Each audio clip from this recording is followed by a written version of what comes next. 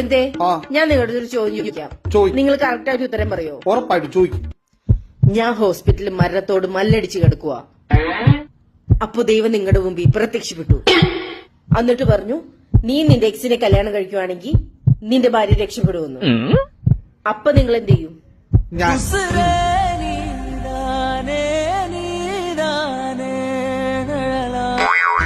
എന്ത് വിധി ഇത്?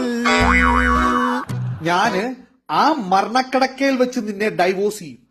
അപ്പൊ നീ എന്റെ എക്സ് ആയല്ലോ. എന്നിട്ട് ഞാൻ നിന്നെ വീണ്ടും കല്യാണം കഴിക്കും. എങ്ങനെയുണ്ട്?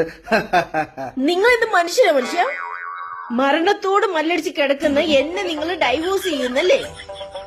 നിങ്ങക്ക് എങ്ങനെ തോന്നി ഇത്രയും കാലം നിങ്ങളുടെ ഒപ്പം കഴിഞ്ഞിട്ട്? എന്റെ ദൈവമേ, എങ്ങനെ പറയാൻ തോന്നി നിങ്ങക്ക്? കണ്ണീശ്വരില്ലാത്ത മനുഷ്യൻ.